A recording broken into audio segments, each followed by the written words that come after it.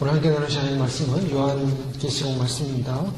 계시록 17장 1절에서 6절까지의 본 말씀 함께 찾으셔서 공유하겠습니다. 오늘 본문은 음녀 바벨론의 심판이라는 말씀으로 함께 나누시는 우리 말씀 나누기로 합니다.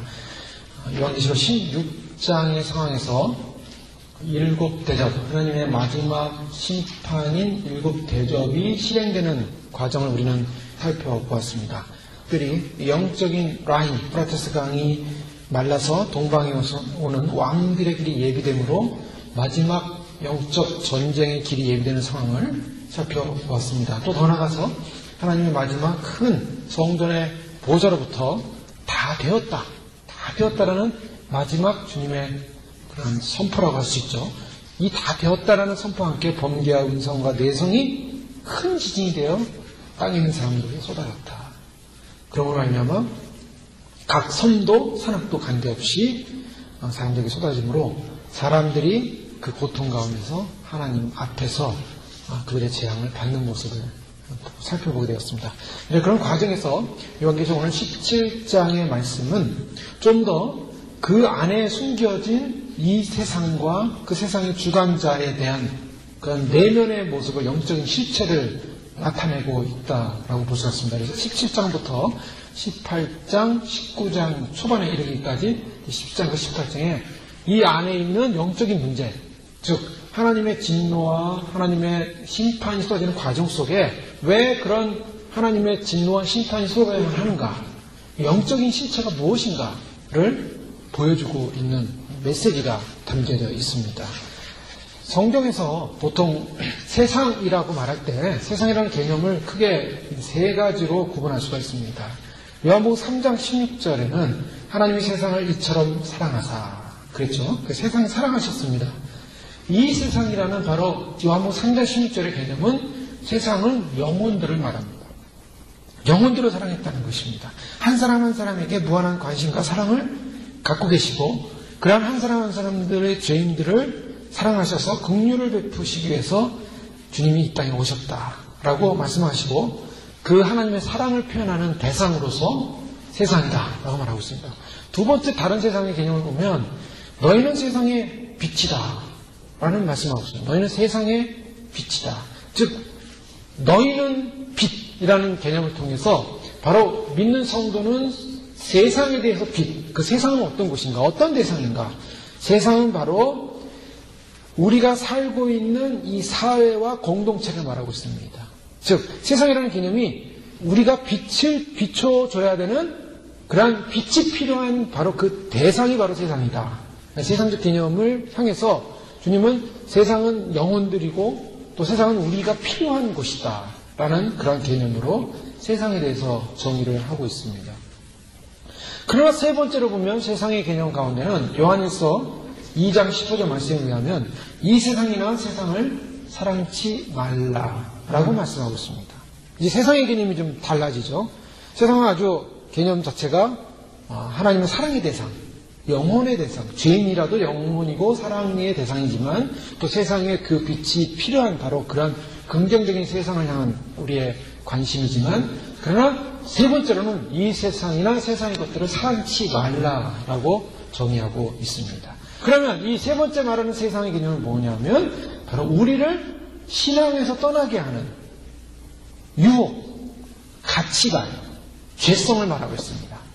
성경에서는 세상이라는 말이 이렇게 나오고 있는데 세상 하다 보면은 우리가 이 살고 있는 세상에 대해서 너무나 염두적으로 부정적으로 생각을 해야 되는 건가? 아니면 세상에 살고 있는 사람들을 다 미워만 해야 되는 건가?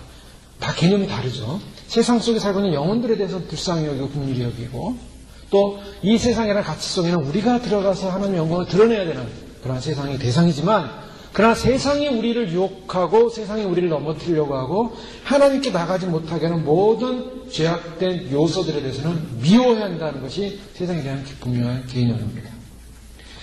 따라서 우리 믿는 사람들에게 던지는 이 세상, 무조건 혐오의 대상이라기보다는 그 세상이 갖고 있는 가치성, 세상이 갖고 있는, 즉 세상이 우리를 향하여 무섭게 유혹하고 있는 바른 신앙의 길을 떠나게 하려고 하는 그러한 무시무시한 세상이 갖고 있는 독성을 미워하라는 것입니다. 독성을 멀리하라는 것입니다. 그럼 세상이라는 그곳은 우리의 구원을 위한 우리가 나가야 된 주님의 메시지를 가지고 구원을 위해서 우리가 도구로 사용돼서 나가야 될 대상이지만 영혼을 불쌍히 여겨야 될 대상이지만 그러나 그 세상의 독성에 대해서는 우리가 멀리해야 되는 세상을 말하고 있습니다. 그 세상의 독성은 뭔가? 그 사탄적인 요소입니다.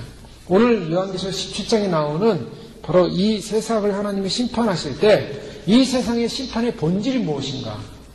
이 세상의 심판의 본질은 바로 그 안에 숨겨진 독성, 즉 사탄이라는 영역을 말씀하고 있는 것입니다.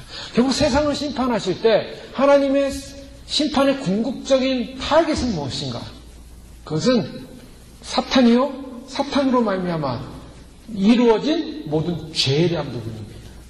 즉 그 사탄에 대해서, 그 독성을 가진 사탄에 대해서 멀리해야 됨에도 불구하고 그 독성을 가진 사탄을 멀리하지 않고 가까이 함으로써 어떻게 되냐면 바로 그 독이 몸 안에 들어오게 되고 사람들의 몸 안에 들어오게 되고 성도들의 몸 안에 들어오게 되고 그래서 그 독이 독인지 모르고 그 독과 함께 살아가는 바로 독에 오염된 세상의 사람들에 대해서 주님은 심판할 수밖에 없다는 것입니다. 왜냐하면 그 독을 가지고서는 하나님 나라의 의를 이룰 수 없기 때문입니다.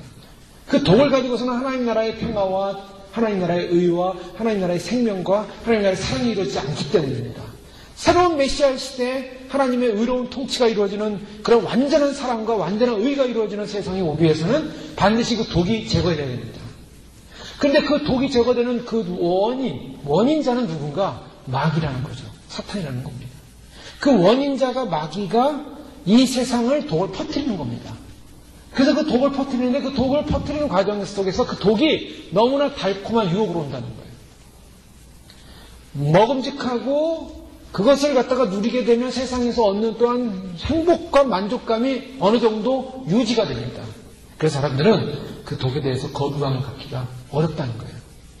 그러나 그래서 이 거부감을 갖기 어렵기 때문에 세상을 바라보는 관점은 우리가 영적으로 깨어있지 않고서는 그러한 악한 영의 독성에 대해서 판단하고 분별할 수 있는 분별력이 안 생기기 때문에 주님은 마지막 시대에 요한계시록이라는 말씀을 통해서 바로 마지막 시대에 이러한 하나님의 독에 대한 심판이 이루어질 때 거기에 넘어가서 함께 심판당하지 말라라는 메시지입니다. 우리가 요한계시록을 전체로 볼 때 많은 여러 가지 내용의 메시지가 나오죠. 그러나 요한계시록을 전체적으로 요한계시록 주는 의미가 무엇인가? 라고 질문을 한다면 요한계시록이라는 말씀은 이 미래적 상황을 보고 두려워 떨고 겁나고 그래서 공포심 가지고 세상을 살아가야 아니라 요한계시록의 말씀을 알므로 말미암아 세상을 분명히 보고 판단하고 분명한 지식을 가지고 그리고 세상을 이기고 믿음으로 서라는 것입니다. 그게 요한계시록의 말씀이에요. 주님께서 성도들 향하여 어떤 메시지를 주셨습니까? 뱀처럼 지혜롭고 비둘기처럼 순결하라. 그렇게 말씀하셨지 않습니까? 거기 중요한 건 뭐냐면 지혜가 필요한 거예요. 뱀처럼 지혜로웠다. 왜 하필 거기에 뱀이 들어갔을까? 저는 그게 항상 의문이었습니다. 왜 예수님께서 비유할 때 하필은 뱀일까? 뱀이 머리가 좋다는 것을 예수님도 인정하신 거예요. 뱀이 머리가 좋은 자예요. 아마도 하나님의 피조세계 가운데 천사장으로 특별히 음악을 관리하는 천사장으로 알려져 있죠. 루시퍼라는 음악을 관리하는 천사장이 너무나 영화롭고 지혜로웠습니다. 그래서 너무나 똑똑하고 지혜롭다 보니까 하나님의 주권에 도전하려고 했던 거예요. 다른 천사들은 그런 생각을 감히 하질 않아요. 근데 너무나 머리가 좋기 때문에 소위 말해서 머리 좋은 사람들이 범죄를 할 때 큰 범죄를 일으키잖아요. 국가를 대상으로, 나라를 대상으로. 국가를 팔아먹기도 하고 나라를 팔아먹기도 하잖아요. 일제시대 때 보면 누가 나라 팔아먹었다 그러는데 그 머리 좋은 사람들이 하는 것입니다. 제가 미국 땅에서 그 후손들을 좀 직계 후손들을 만나야 됐는데요. 머리들이 좋아요. 잘 삽니다. 비상한 머리가 좋게 사용되면은 하나님께 영광이고 또 그 만드신 분에 대한 영광이지만 그 비상한 머리가 잘못되게 사용된다는 거예요. 그런데 뱀은 그 존재 자체가 사타닉한 그런 앞잡이로 사용되는데 뱀처럼 지혜로워라. 즉 머리가 좋으라는 거예요. 그러나 그 뱀처럼 지혜로운데 중요한 게 그 다음입니다. 지혜만 가지고는 하나님의 의를 이룰 수 있을까? 솔로몬은 이상 어떤 것보다도 지혜를 구했지 않습니까? 하나님의 지혜. 근데 그 지혜만 가지고는 하나님의 의를 이룰 수 있을까? 그렇지 않다는 거예요. 주님이 말씀하셨어요. 지혜 플러스 반드시 비둘기처럼 순결하라. 이게 하나님의 의를 이룬다는 겁니다. 즉 성도들은 지혜가 필요해요. 그래서 이 세상을 분별할 수 있는 지혜가 필요합니다. 그리고 하나님의 메시지가 무엇인가 아는 지혜가 필요해요. 그래서 하나님을 알아가는 지식에서 자라가라 그랬잖아요. 자라가라 했습니다. 하나님 깊이 알아가고 더 묵상하고 하나님의 섭리와 하나님의 뜻과 하나님의 성품과 그걸 알아가는 지식이 풍성해야 된다. 우리가 그래서 날마다 성경을 묵상하는 과정 속에는 성경을 이 묵상하는 과정 속에 그것을 단지 내 삶 속에 적용하는 뿐만 아니라 하나님의 그 깊고 넓고 부유하고 그 높으신 세계를 우리가 알아가는 데 의미가 있습니다. 플러스 아는 것으로는 끝나지 않는다는 거예요. 알므로 끝난다는 것은 그것은 머리요 지식일 뿐이요. 그래 아무 의미가 없습니다.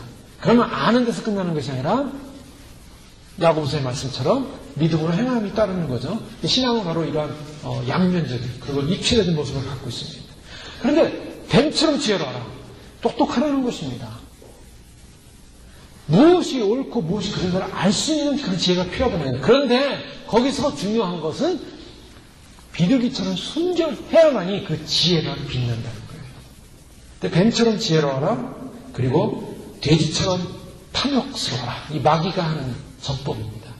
성경에 안 나와 있지만 마귀는 뱀처럼 지혜로워라. 세상에서 똑똑해라. 세상에 대단한 사람들아. 그러나 돼지처럼 탐욕을 가지고 살아라. 그래서 많은 사람이 그 탐욕 때문에 지혜를 가지고 결국 지혜를 이용해서 자기 욕심을 채우는 인생을 살기 때문에 인간들은 다 죄에 빠지는 겁니다. 주님은 지혜롭지만 순결하라. 즉 마음이 순결하고 정결해야 되고 깨끗해야만이 우리가 보통 양심이 깨끗해야 된다 그러지 않았습니까? 신앙과 믿음이 깨끗해야만이 그 지혜가 빛나고 하나님의 영광을 위해 사용된다는 것입니다. 지혜를 해서 높아져도 하나님의 영광을 위해서 거룩한 성결한 삶을 삶으로 영광을 돌리는 것이고 내가 많은 부를 가져도 지혜를 통해서 부를 가졌다 할지라도 그 부가 하나님의 순결과 하나님의 영광을 위해 사용되어지는 것이고 근데 돼지처럼 탐욕스러워지면 그 권력과 욕망과 그 자기의 그런 기득권과 세상에 대한 그런 모든 걸 취하기 위해서 온갖 더러워지고 추악해지고 그리고 죄를 남발하게 되는 것이죠. 요한계시록에서 우리가 이 세상을 살아갈 때 이 세상이 갖고 있는 속성 가운데 한 가지는 지혜입니다. 지혜로워라. 학생들 뭐 열심히 공부하라 그래요. 열심히 최선을 다해요. 왜요? 지혜를 가지라는 거예요. 세상을 이길 수 있는 지혜, 세상에서 성공할 수 있는 지혜, 세상에서 남보다 으뜸될 수 있는 지혜, 그래서 남들보다 더 높은 대단한 사람이 되도록 지혜를 가지라 그래요. 그러나 중요한 건 뭡니까? 그 숨어있는 그 믿음, 그 지혜, 그 속에 돼지 같은 자기 욕망의 탐욕이 사로잡혀 있다면 그 지혜는 하나님의 영광을 가릴 뿐만 아니라 사단의 앞잡이와 도구로 사용될 수밖에 없다는 것입니다. 수많은 정치하는 사람들이, 수많은 경쟁하는 사람들이, 수많은 이 땅에서 리더십을 가지고 지혜를 가지고 세상을 살아가는 사람들이 그 탐욕을 갖는 그 순간에 죄악에 넘어가는 것입니다. 말씀 속에 주님께서 이 세상을 심판하시게 되는데 이 세상이 무엇을 심판하냐? 바로 그런 사탄이 가지고 있는 마음, 사탄이 주도하고자 하는 마음, 사탄이 장악하고자 하는 마음에 취한 모든 세상에 대해서 돼지 같은 탐욕과 욕망과 세상의 안녕과 세상의 부와 세상의 높아짐과 세상의 자랑을 위해서 똑똑해진 이 세상을 심판하시겠다는 것입니다. 자, 그런 세상을 심판하는 대상이 누군가? 그 사탄이 누군가? 오늘 1절 말씀에는 7 대접을 가진 7 천사 중 하나가 와서 내게 말하가로되 이리 오라. 많은 무리에 앉은 큰 음녀의 받을 심판을 내게 보이리라. 그 세상에서 지혜롭게 세상을 장악한 존재지만 욕심과 탐욕으로 가득 찬 사탄의 존재가 누군가? 그것은 바로 큰 음녀라고 말하고 있습니다. 이 큰 음녀는 많은 무리에 앉은 큰 음녀다. 이렇게 표현하고 있습니다. 자, 이 큰 음녀는 보통 음녀가 아닙니다. 큰 음녀예요. 그러니까 이것은 세력이 강하다는 것을 표현하고 있습니다. 세력이 강한 세상의 세력이요. 더 나아가서 유명한 세력이라고 볼 수가 있습니다.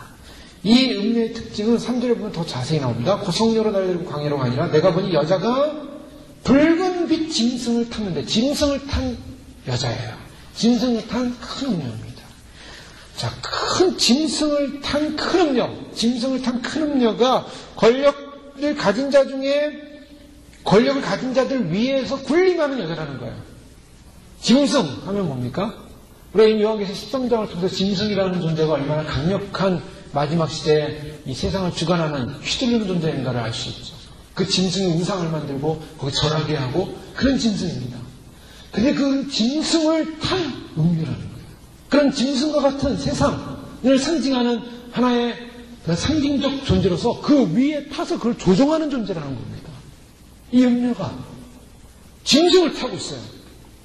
그러니 얼마나 대단한가. 이 짐승이 상징하는 것은 왕권을 말합니다. 권력을 말합니다. 이 마지막 시대의 이 세상은 강력한 왕권들이 모여서 그 왕권들을 다스리는 또 다른 왕권이 나타나는 거죠. 그래서 요즘 사람들이 주목하는 것이 세계 단일 정부의 문제라든가 또 이런 종교적인 연합을 통해서 종교적인 리더십을 가진 자가 누가 될 것인가. 그런데 서울에서 그런 움직임들이 많이 있고 또 그런 것들이 하나의 연합운동, 아시아권 연합, 유럽권 연합, 그 다음에 이 북미, 남미, 대륙권 연합, 이 연합들이 이루어지고 이것이 모든 경기와 맞물려서 이런 경제적인 어려움들을 해결하기 위해서는 반드시 통합적인 각 나라별로 움직이는 리더십이 아니라 전체로 움직이는 리더자가 필요하다라는 분위기로 지금 세계 분위기가 그렇게 가고 있습니다. 실제로 경제를 하는 사람들은 글로벌한 리더십, 프레지던트가 나와야 된다라고 얘기하고 있어요. 그 전 세계를 다스릴 수 있는 그런 리더십이 필요하다. 왜냐면 이거는 지금 나라와 나라 문제로 해결할 수 없는 세상이 되어버렸어요, 이제는.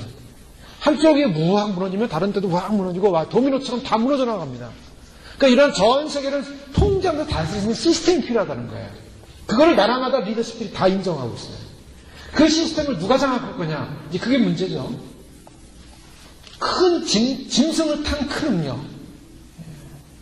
이 큰 음녀는 바로 각 나라와 백성들을 유혹하는 음녀라. 이 음녀의 상징이 뭡니까? 음녀의 특징. 음녀의 특징이 뭡니까?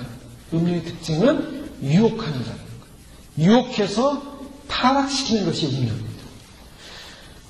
결국 바른 믿음의 길에서 떠나서 결국 바라봐야 될 하나님의 주권과 하나님의 나라를 인정치 못하고 결국 세상에 자기에게 취하게 만드는 것이 음녀의 역할이에요. 음녀가 하는 것은 사랑을 빼앗는 것입니다. 사랑을 빼앗는 거예요.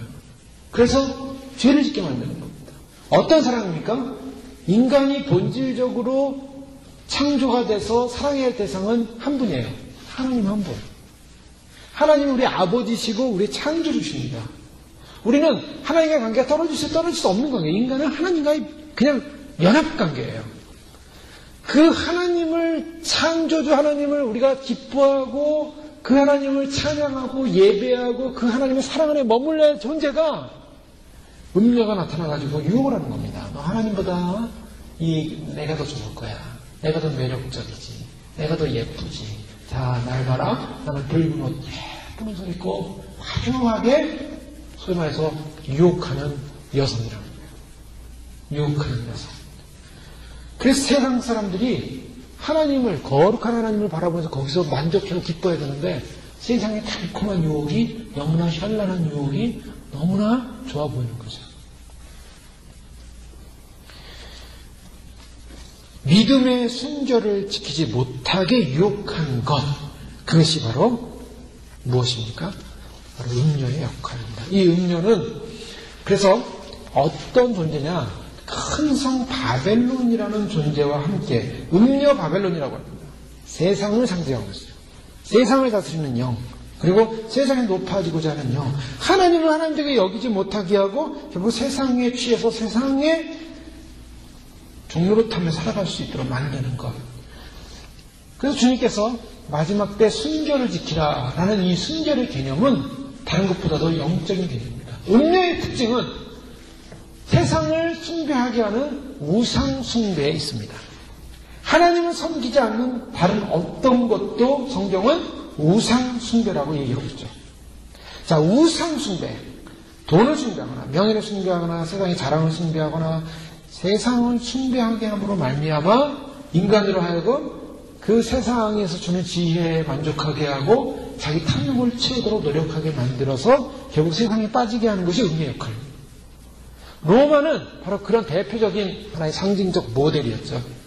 로마는 당대 최고의 부를 가지고 있었고 권력을 가지고 있었습니다.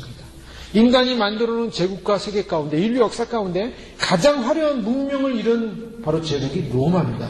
로마 시대만큼 화려한 철학, 지식, 그리고 문화, 예술, 힘, 파워, 그리고 인권, 이 모든 것이 로마 시대만큼 완벽한 제국을 이뤘던 역사적인 세대는 없었습니다. 로마가 상징이에요, 로마.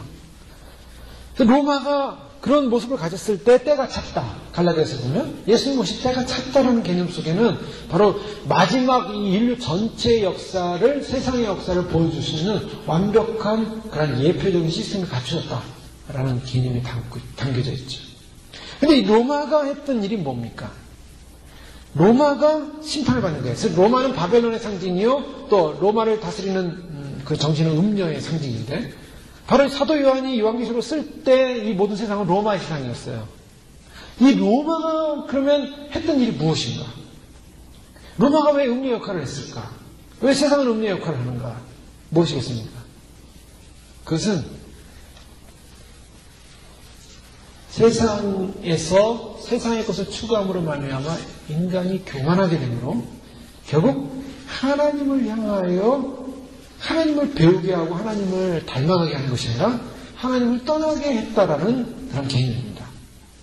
세상의 문제는 하나님을 떠나게 함으로 말미암아 결국 하나님의 진노의 대상이 됐다는 것이에요.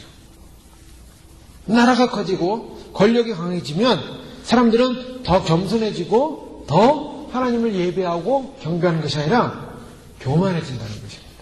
거기에 문제가 있어요. 그 교만 때문에 결국 하나님으로부터 버림을 받게 되고 심판의 대상이 된다는 것입니다. 요즘 월드컵이 한창이지 않습니까? 우리나라 SBS 해설위원으로 가신 분이 잘 아시는 차범근 감독 아닙니까? 예전에 선수였지만 근데 그 아들이 또 선수로 나와서 뛰었잖아요. 그리스에서. 근데 사람들이 뭔가 그 아버지의 후광으로 아들이 뛰는 게 아닌가 사람들이 그렇게 많이 생각을 했어요. 그런데 실제로 그 아들이 아버지의 후광으로 이렇게 뛴다고 사람들이 생각 안 하는 것 같아요. 그만큼 잘해요. 잘해서 객관적으로 인정을 받습니다. 이 인터넷의 누리꾼들의 그 내용들 보면 굉장히 신랄하거든요. 근데 참 이렇게 칭찬을 하고 그 차부리가 무슨 아버지의 영향을 받는 로봇이냐 그러면서 로봇설 얘기도 여러 가지 얘기를 하기도 하는데 그런데 한 가지 그 아버지에 대해서 그 차범근 해설위원에 대해서 사람들이 다 무슨 얘기를 하냐면 굉장히 좋은 얘기들을 해요. 참 훌륭하다. 왜 훌륭하냐? 자기 아들이 나와서 뛰면은 아들에 대해서 부족하면 잘못하면은 아주 정확하게 지적을 얘기를 합니다. 그러나 잘하는 면이 나왔을 때는 절대 얘기를 하지 않아요. 입을 딱 닫는데요.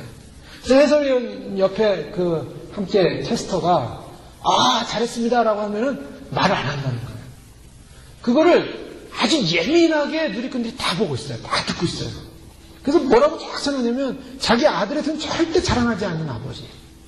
그렇게 적어놨어요. 자랑하지 않더래요. 사람들에게 자랑하지 않으면서 침묵하는 거예요. 잘할 때는. 근데 끝나고 나서는 뒤에서 그런대요. 그때 한번 예전에 차두리가 오버헤드킥인가요? 이렇게 뒤로 슛을 하는 걸 했는데 그때도 굉장히 잘했다고 사람들이 막 칭찬하는데 차범근 감독이 아무 소리도 안 하더라는 거예요. 그럼 왜 아무 소리를 안 할까? 사람들 앞에서 공개적으로 자랑하고 싶지 않았다는 거죠. 끝나고 나서 아들이 그렇게 할 때 내가 숨이 멎는 것 같았다. 너무나 놀라운 그런 멋있는 축구를 해서 숨이 멎는 것 같았다. 이렇게 표현까지 했대요. 그게 들어갔어야 되는데 마음으로는 자식을 사랑하지만 실질적인 상황에서는 자식을 드러내지 않는 거. 자, 그러니까 사람들이 차범근 감독의 인격이 대단하다고 막 칭찬을 하는 거예요. 막 높여주는 거예요. 이게 뭘 말하냐면 만약에 거기서 해설위원이 진짜 너무나 잘합니다. 굉장합니다. 대단합니다. 저런 훌륭한 선수가 없습니다라고 얘기한다면 사람들이 뭐라 그러겠습니까? 뭐라 그러겠어요? 형편없는 사람이구나. 이렇게 생각할 거 아닙니까? 그러나 겸손. 물론 차범 감독이 신앙이 좋아요. 그래서 축구, 가정, 집, 교회. 교회 사람 열심히 하지 않습니까? 그가 기도받아서 다리가 망가졌는데 고침받았지 않았어요? 그런 경험을 통해서 신앙이 깊어지지 않았어요. 그래서 그런지 사람들 앞에서, 이런 방송 매체 앞에서 자기 아들의 얘기만 나오면 입이 탁탁, 이번에도 그랬대요. 아들이 뭐 하는 얘기만 나오면 주춤하고 말도 안 하고. 자, 이게, 그럴 때 사람들이 감동을 받더라는 거예요. 사람들이 권력 있고 힘 있고 파워가 생길 때, 하나님 앞에서 좀 더 겸허해지고 낮아질 수만 있다면, 그것이 참 아름다웁니다. 그런데, 오히려 그렇지 못하고, 그것을 드러내는 자랑이 되고, 그것을 나타내는 힘이 되고, 그것을 나타내는 뭐가 되면, 그는 인간의 마음속에 교만으로 드러날 수 있다는 것이죠. 세상이라는 나라는, 그렇습니다. 세상이라는 나라는 점점점 강하면 강할수록 교만해지는 거예요. 미국이라는 나라가 세계적인 대국이 돼서, 세계를 지금 어떤 면에 로마 시스템을 장악하고 있는 상황 아닙니까? 이 나라가 좀 더 신앙적으로 겸손해지고, 좀 더 하나님께 겸허한 그러한 모습을 가졌더라면 아마도 이 나라가 하나님 앞에서 더 귀하게 지금 사용될 거예요. 이 나라가 왜 휘청휘청합니까? 이 나라가 왜 파워를 잃어갑니까? 왜 힘을 잃어갑니까? 교만해졌기 때문이에요. 하나님이 축복해 줬을 때, 그들은 하나님의 축복이라는 이름을 가지고 세상에 대해서 권력을 행사했고 힘을 행사했고, 게다가 하나님이 축복한 그것 자체도 인정하지 않고 버려버렸어요. 기독교 이념을 버리기 시작했어요. 기독교 이념을 버리고 성경에 손을 얹고 하나님 앞에서 내가 정직하게 내가 이 나라를 치료하겠습니다라고 마치 기독교 국가인 양 이렇게 대통령들이 역대적으로 성경 말씀을 다 들어가고, 역대 대통령들이 대통령 취임할 때 성경 구절을 다 자기들이 뽑아요. 그래서 나는 이 성경 구절을 가지고 대통령 생활을 하겠다. 이게 각 대통령마다 다 있습니다. 자기들이 뽑은 성경 구절. 그 성경 구절을 가지고 대통령직을 한다고 그랬는데, 실제로는 교육에 있어서 기독교 버려버리고, 정부가 기독교 버려버리고, 다 기독교를 버려버리는 교만이 들어갔어요. 왜요? 하나님 없이도 가능하다는 거예요. 돈에다 우리는 하나님을 신뢰한 자라고 적어놓은 나라가 하나님을 대신하고, 하나님을 버리고, 우리 힘으로 이렇게 권력을 장악하고, 세계를 장악하고, 돈을 가지고 우리는 잘 사는 나라고, 교만의 위치에 있을 때 하나님의 심판과 진노가 임한다는 것입니다. 참 안타까운 일입니다. 로마가 한 일은 뭔가? 인간으로 하여금 교만케 만들었다. 로마가 보여준 것은 하나님을 경배하고 예배하는 그런 세상이 아니라 하나님을 대적하는 세상을 만들어놨어요. 그리고 스스로가 하나님을 대적했고 하나님을 믿는 성도들을 핍박하기 시작했습니다. 그것이 세상입니다. 그것이 음녀입니다. 음녀가 하는 것은 하나님께 나가서 예배드리고 경배하고 하나님을 높여드리는 것으로 인내화가 안내하는 것이 아니라 하나님께 드려야 될 경배와 사랑을 빼앗아서 자기를 경배하고 자기를 숭배하게 만드는 것, 바로 그것이죠. 이 음녀는 비교가 됩니다. 뭐가 비교됩니까? 새 예루살렘 성은 바로 남편을 위해서 예비된 신부와 같다. 신부처럼 단장된 새 예루살렘 성. 새 예루살렘은 하나님이 새로운 새하늘과 새 땅의 개념 속에서 이제 하나님의 중심센터입니다. 이름이 새 예루살렘이에요. 새 예루살렘 성인데 그 새 예루살렘 성을 신부로 표현하고 있어요. 아름다운 신부, 정결한 신부. 그런데 그 아름다운 신부와 비교돼서 오늘 세상을 장악하는 여자는 누구냐? 음녀입니다. 음녀라는 말과 신부라는 말은 너무나 개념의 차이가 땅, 하늘 차이죠. 땅의 임금들과 또 하나님에 대해서 배역하는 행위로 음행을 자행하게 하는 여인, 음행을 자행하게 하는 바로 세상, 바벨론의 음녀.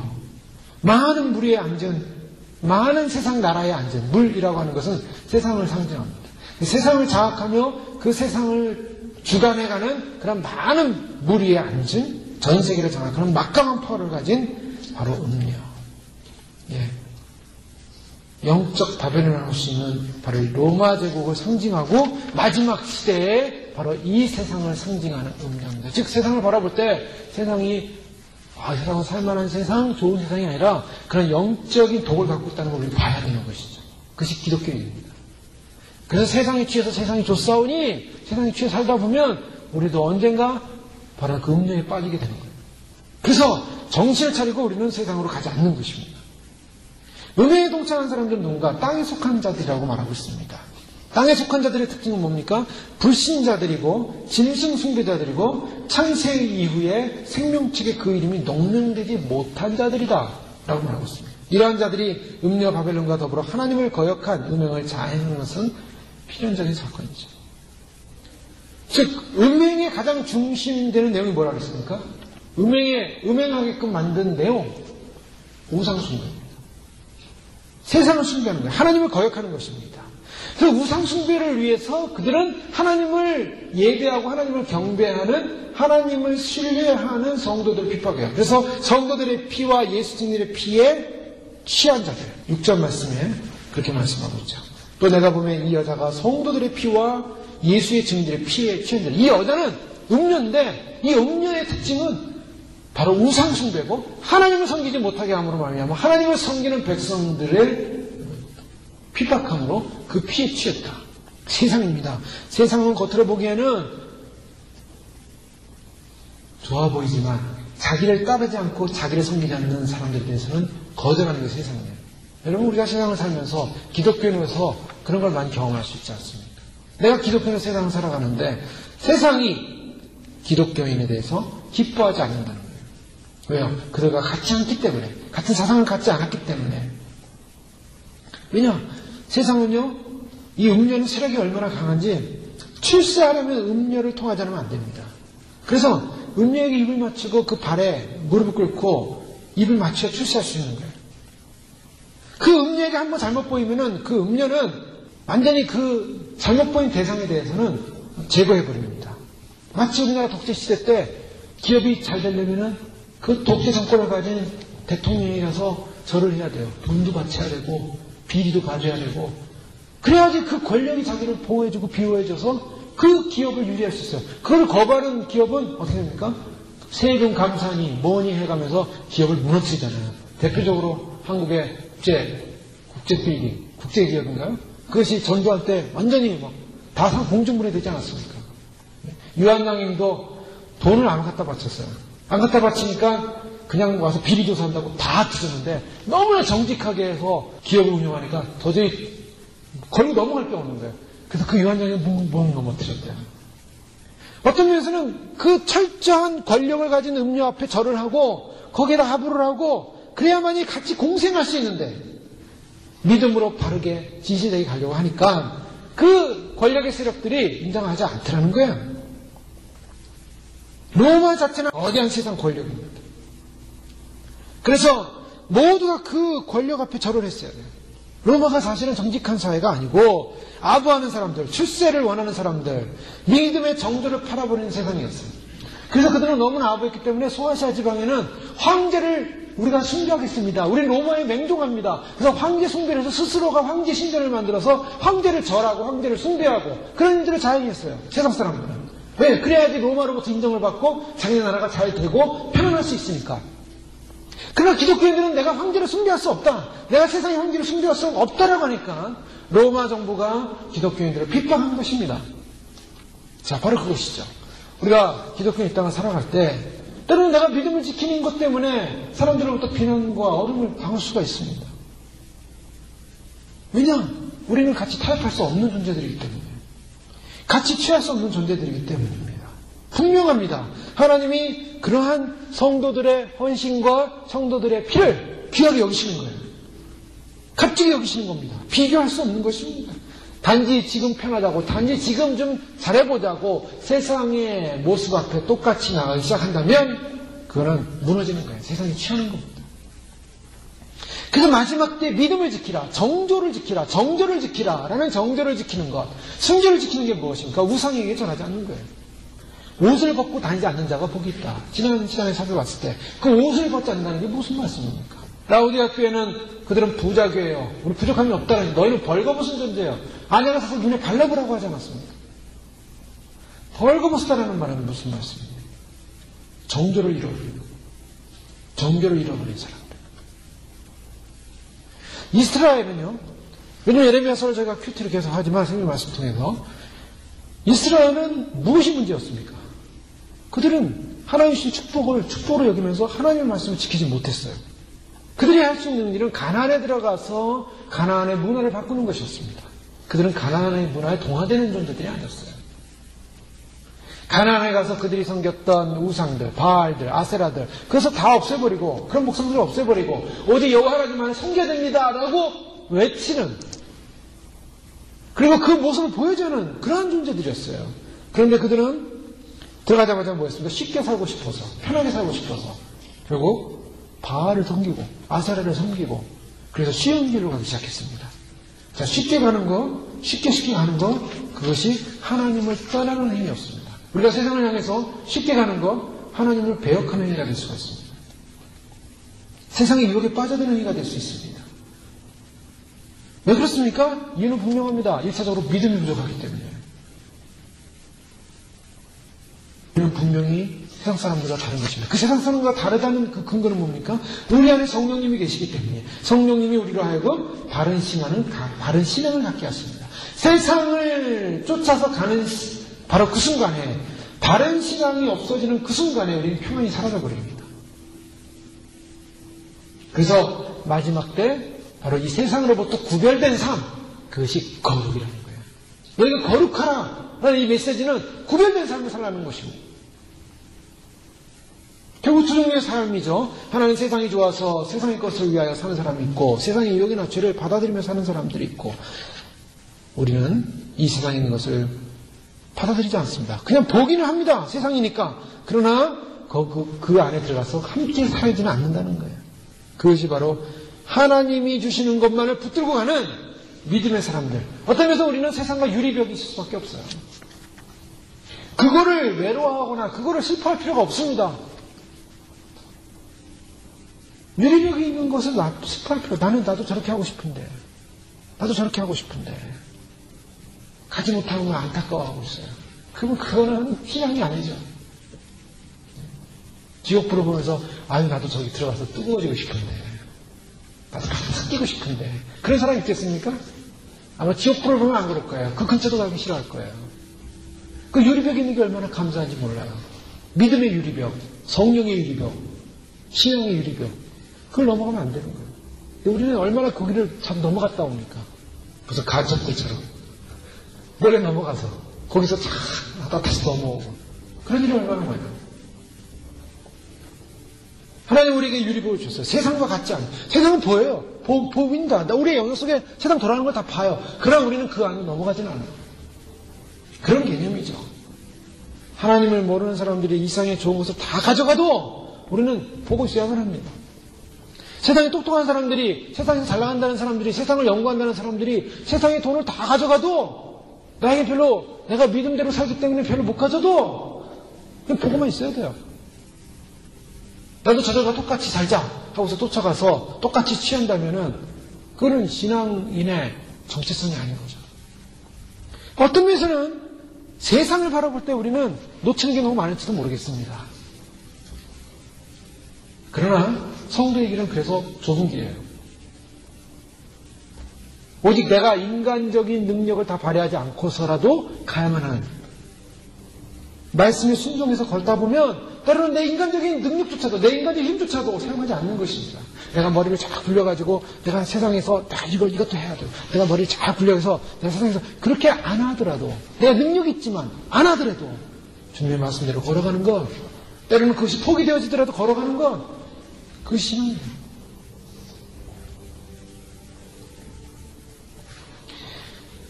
이 포도주에 관한 말씀이 음행의 포도주에 관한 말씀이 나오죠. 그래서 음행의 포도주에 취했다. 이 포도주라는 것은 2절 말씀을 보면 그 음행의 포도주에 취했다. 하나님의 맹렬한 진노와 심판을 상징합니다. 그래서 이 진노의 포도주를 받게 돼 있다. 음행의 포도주는 성도의 피를 흘리게 한 거죠. 그 포도주가 결국 진노의 포도주로 쏟아집니다. 하나님이 보호하시는 바로 영적인 믿음의 사람들, 바로 그 믿음의 사람들을 바로 음행의 죄 가운데로 그 유혹했던 그 유혹의 실체. 그 유혹의 실체는 강력한 파워죠. 그 강력한 파워를 가지고 마치 짐승을 탄 붉은 여인. 이 붉은 여인은 붉은 용이라고 12장 3절에 표현하고 있죠. 불다라는 거 표현 많이 하고 있는데요. 우리나라가 이 불다라는 이 붉은 거, 붉은 용, 붉은 귀신, 붉은 악마, 응원하는 신들이 붉은 악마예요. 이게 다 성경에 보면 마귀적인 거죠. 마귀적인 공동체로 갑니다. 붉은 악마다. 붉은 색깔을 주는 거는 여러 가지 의미가 있어요. 공포스럽다. 그래서 이 공산주의자들이 붉은 거 좋아하잖아요. 깃발 보면 다, 자기 나라 국기 보면 다 붉은색이 많잖아요. 왜 붉은가? 공포스러움과 사치스러움을 상징합니다. 불다라는 것은. 그래서 붉은 것은 옛날 같은 경우는 아주 좋은 염색, 비싼 염색젤이었죠. 그래서 사치스러움을 증상하고 있고, 또 공포스러움. 또 한편으로는 이 붉은 옷은 주로 왕권을 상징하기도 합니다. 왕족들이 붉은 옷을 입었죠. 왕권에 대한 모방, 도전이라고 볼 수가 있어요. 사탄은 예수님의 피의 색깔을 모방을 해가지고 자기들이 모방된 색을 하고 있는 거예요. 그 색은 진정한 순결과 거룩의 피가 아니라 더러움과 추악의 붉은 모습을 하고 있는 것이죠. 온갖 죄악과. 그래서 왕권에 대한 모방으로 도전하는 색깔로 볼 수 있고, 이 붉은색은 또 전쟁의 색깔입니다. 그래서 흰옷을 입은 메시아의 모습과는 전혀 다른 붉은 옷. 붉은 옷으로 싸움 나오는 거예요. 붉은 옷. 붉은 옷을 입은 바로 짐승, 붉은 옷을 가진 권세, 붉은 옷을 가진 사치스러움. 이들은 그래서 사람들을 유혹할 때 자기 사치를 가지고 유혹하는 겁니다. 세상이 어떠냐? 세상이 그래요. 세상이 참 간사스러운 거는 그 사람의 내면과 진성을 보지 않죠. 여성들도 그렇고 남성도 마찬가지예요. 옷을 잘 입고요. 그 사람 내면이 죄로 가득 찼든 탐욕으로 가득 찼든 아니면 이기주의로 가득 찼든 상관없어요. 옷을 번듯하게 브랜드 있는 걸 잘 입고 차려입고 사람들을 만나면요. 사람들이 다 이렇게 정중하게 대합니다. 어떤 사람은 그러더라고요. 왜 옷을 이렇게 화려하게 입고 다니냐. 내가 이렇게 입고 다니면은 사람들이 자기를 굉장히 관심을 갖는데요. 굉장히 관심 갖기 때문에 그래서 막 그 기쁨 속에 사는 거예요. 그래서 비싼 옷을 입고 비싼 걸 하고서 다 다니면 사람들이 나한테 관심을 가져주니까 그 만족감, 그 기쁨. 세상이 유혹하는 건 바로 그런 거죠. 거기에 취하면 안 돼요.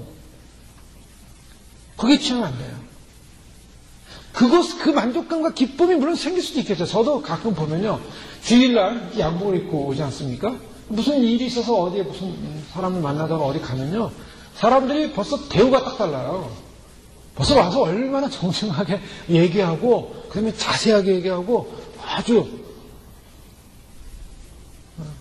양복 입은 사람이 별로 없잖아요, 미국에. 양복 입고 다니는 사람들이 별로 없잖아요. 근데 어디서 양복 입고 딱 가면요. 벌써 외국 사람, 미국 사람들의 이 문화 속에서는 양복 입은 사람에 대한 뭔가 리스펙트를 하는 것 같아요, 보니까.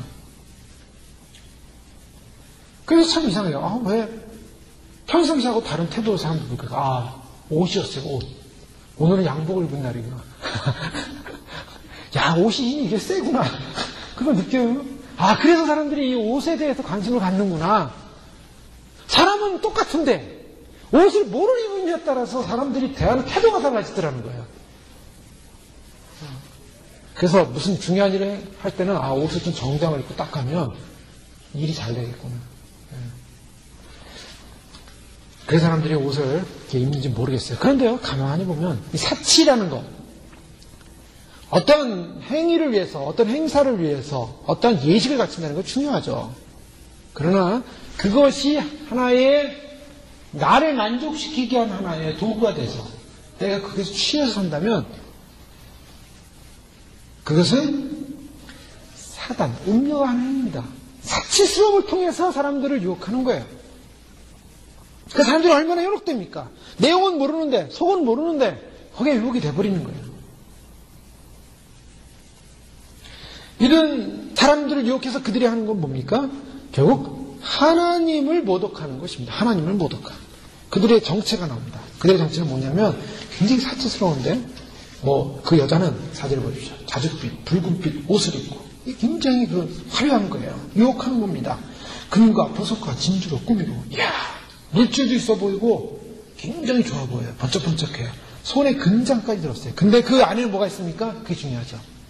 겉은 화려한데 가증한 물건과 그 음행의 더러운 것들 갇혀있더라. 그 음행의 더러운 것들이 가득 차 있는 그것을 들고 있는 화려한 유혹자, 세상입니다. 그 이마에 이름이 기록되었을 때, 되었으니 비밀이라. 그 이름이 비밀이래요. 그 여인의 이름, 이마에 이름이 기록됐다라는 것은 성경에 여러 가지 표현이 나오죠. 7번 정도 나오는데, 짐승의 표가 이마에 기록됐다라는 것은 10장 16절이나 10장 9절, 20장 4절 말씀에 나오고, 또 하나님의 이 이름이 기록됐다는 건 7장 3절이나 9장 4절, 14장 1절, 22장 4절에 하나님의 그 이름이 기록됐는데, 이것은 뭘 말하냐면 그 존재의 본질이 누군가를 알려주고 있는 거죠. 본질에 대한 묘사. 그 음녀의 본질은 뭐냐? 그 이름표가 뭐냐? 비밀입니다. 그 비밀이 뭔가? 여러분 비밀 여러 가지 있겠지만 그 비밀 중에 하나가 바로 바벨론의 멸망이라는 비밀의 내용을 담고 있다는 거죠. 즉 그들은 음행이고 또 속이는 자지만 또 한편으로는 그 비밀이 뭔가? 그들은 하나님에 의해서 심판받을 존재. 다니엘서 2장 18절이나 27절 종말적 상황에서 비밀의 범주 속에는 악의 세력의 정체가 숨겨져 있습니다. 그래서 악이 무너지는 사건. 느부갓네살 왕이 교만했죠. 교만해가지고 그에게 온 게 뭡니까? 심판을 받아요. 그래서 짐승처럼 밖에서 광야에서 미쳐가지고 풀을 뜯어먹습니다. 느부갓네살이 그렇게 변했어요. 이 바벨론이 내가 만든 이 바벨론 굉장한 대국 아니야. 교만해지는 순간에 하나님이 그를 징계해버려요. 그가 단지 도구였는데 아무것도 아닌데 바벨론 제국 정도면은 교만해질 수 있을게. 전 유럽권, 그 다음에 저 중앙아시아권, 그리고 팔레스틴권을 다 장악하는 존재거든요. 그러니 얼마나 큰 제국입니까? 어마어마한 제국을 이뤘는데 교만해졌어요. 내가 굉장한 존재가 됐구나. 그 순간 하나님이 그를 징계해버리잖아요. 즉 비밀은 뭐냐? 바벨론의 멸망이 숨겨져 있어요. 악의 멸망. 이 음녀는 결국 비밀스러운 이름의 정체를 가지고 있지만 이 비밀스러운 이름의 정체는 결국 그의 가증한 성도들의 피와 우상숭배의 피로 인해서 가득 차 있는 그 여인은 화려해 보이지만 결국 멸망한다. 성도들의 피와 예수 증인들의 피한 여성, 우상숭배에서 하나님을 대적하고 성도들을 대적하고 믿음의 사람들을 대적하고 결국 피를 흘리게 하고 그 피를 흘리게 한 가증한 것들의 어미. 그래서 하나님께서 그 모습을 보니까 너무나 놀랄만하다고 말하고 있어요. 6절에 말씀하면 예수의 증인들의 피에 취한지라 내가 그 여자를 보고 기이 여기고 크게 기이 여겼다. 크게 기이 여겼다. 도대체 저런 여자가 어떻게 있냐? 저런 세상이 어떻게 있냐? 놀랬다는 거예요. 우리는 사실 세상을 보면서 세상에 이런 사람들을 넘어뜨려고 하는 그런 세상의 음녀들을 보면서 우리는 놀라야 됩니다. 로더링스라는 영화 보면 아마 다 보셨을 것인데 한번 보시면 좋을 것 같아요. 이게 거기 보면 그 반지, 죄악과 탐욕의 상징인 반지를 사람들이 갖게 되면은 온 세상을 장악할 거라는 그런 권력에 대한 욕망, 부에 대한 욕망, 그리고 지배의 욕망, 거기 사로잡히잖아요. 그래서 그 반지 때문에 사람들이 막 난리가 나잖아요. 그 반지를 제거하는 거. 반지를 제거할 자가 누구냐? 그 한 사람, 순수한 한 명 있었어요. 마치 예수님이 세상 죄를 지우고 하는 것처럼 그런 상징적 모델로 나타나고 있지만 욕망을 갖지 않고 순수하게 살아가는 것. 욕망을 갖지 않고 순수하게 살아가는 사람이 그 세상의 욕망과 탐욕에 취한 세상을 보면은 놀라는 거예요. 어떻게 저렇게 사람들이 저럴 수 있을까? 어떻게 인간의 본질 속에 저런 게 있을 수 있을까? 어떻게 세상은 저럴 수 있을까? 로마의 정신은 세상을 자기 손에 넣게 하여 자기 손에 복종하지 않는 자들을 다 죽이는 것. 세상은 그래요. 자기에게 순종하지 않고 자기에 복종하지 않으면 다 적으로 여기는 게 세상입니다. 우리가 세상을 너무 좋아할 필요 없습니다. 좋아해서도 안 되는 거고 우리가 세상을 분명히 봐야 돼요. 세상이 악의 정체를. 하나님에게 돌아갈 영광을 막고 세상과 인간의 만족한 삶의 영광을 돌리는 건 명목상의 그리스도인은 이 마지막 시대에 살면서 이 세상을 바라볼 때 취할 만한 세상이다. 또 함께 누릴 만한 세상이다. 하면서 음녀의 세상에 무릎을 꿇겠지만 진정한 믿음에 거듭난 성도들이라면 우리는 그런 세상의 취함을 만족하지 않습니다. 그것에 우리를 유혹할 수 없고 그거를 내가 그 안에 들어가 살 수가 없습니다. 오직 나의 인생과 삶은 영광스러우신 나를 영원히 구원하시고 나를 창조하시 조성하신, 그리고 하나님 나라의 그 새로운 질서와 새로운 창조로 나를 인도하시고 그 가운데 세우실 하나님께 영광을 돌리기를 원합니다. 바로 그 소망, 그 믿음. 주님이 영광 가운데 이 세상을 통치하시고 이기시고, 그래서 주님의 영광스러운 나라가 이루어지는 바로 그것을 사모하는 것. 이거는 믿음으로 진정으로 세상에 대해서 죽고 예수 그리스도 안에서 거듭난 인생이 갖는 축복의 소망입니다. 음료의 유혹 너무나 강합니다. 너무나 강해요. 그래서 세상의 권세를 다 업고 앉아있는 그 음료를 볼 때 사람들은 다 황홀해가지고 다 빠져버리는 거예요. 그 화려함을 보고, 그 불을 보고, 그 금잔을 보고, 근데 그 안에 뭐가 있습니까? 하나님을 대적하는 악으로까지 생각되는 거예요. 여러분 세상을 보십시오. 세상에 들어갈수록, 세상에 가까워질수록 하나님을 예배하게 됩니까? 하나님을 사랑하게 됩니까? 하나님과 가까워집니까? 아니요. 오히려 세상을 더 사랑하게 되고, 세상을 더 가까이 하게 되고, 세상을 더 취하고, 세상을 더 추구하게 되지 않습니까? 그 음료는 너무 강해요. 그래서 마지막 시대에 주님은 우리를 하여금 이 땅 가운데서 우리의 신앙의 중심이 뭔가? 진정으로 거듭난 인생. 그래서 예수님을 맞이할 백성들에게서 가장 중요한 모토는 거듭나는 겁니다. 그러면 이건 굉장히 중요한 메시지예요. 진짜 거듭났는가? 교회를 다니지만 정말 거듭났는가? 사람들이 다 생각하기로는 다 거듭났다고 생각해요. 교회를 20년, 30년, 40년 다닌 사람들도 다 거듭났다고 생각을 합니다. 그런데 정말 거듭났는가? 여러분 이 질문을 한번 심각하게 하셔야 돼요. 날마다. 정말 내가 거듭났다면 나는 세상에서는 죽고 나에 대해서는 죽고 우리 예수 그리스도 안에서 주님 안에서 산자다. 내가 주를 위해서 산 자라면 나의 인생의 모든 가치관이 바뀌어. 신앙의 가치관, 믿음의 가치관, 거듭납니다. 거듭난 자만이 정죄를 지키는 것이고, 거듭난 자만이 순결하는 것이고, 그 거듭남의 은혜와 능력으로 주님이 주신 지혜로 이 마지막 시대에 이 세상을 주관하는 것이 음료라는 사실을 알고 믿음으로 승리하시며 마지막 주님 오실 때 정결한 신부로 세워주시는 저희 여러분 되시길 주의 이름으로 축원합니다. 기도하겠습니다.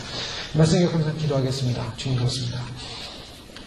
이 세상이 아무리 화려해 보여도, 이 세상이 아무리 권력있어 보여도, 이 세상의 것이 아무리 달콤해 보여도 하나님을 섬기고 예배하고 높이는 그런 세상의 모습이 아닙니다. 인간을 만족시키고 인간을 우상화시키고 인간의 감정을 인간을 우상화시키는 세상에서 높아지고자, 세상에서 지혜롭고자, 세상의 것을 추구하고자 하는 모든 가치성이 변처럼 지혜롭고 비둘기처럼 순결한 가치가 아니라 인간의 탐욕과 욕망을 채우고자 하는 지혜로 하고는 바벨론과 같은, 바벨탑과 같은 음녀가 다스리는 세상 속에 우리는 우리의 믿음과 정절을 지키고 이 세상 속에 마지막 시절을 걸어가고 있습니다. 끝까지 이 믿음의 싸움, 거듭남의 싸움, 그래서 주님과 함께 반드시 승리하는 순결한 신부로 설 수 있도록 축복하옵소서. 함께 기도하겠습니다.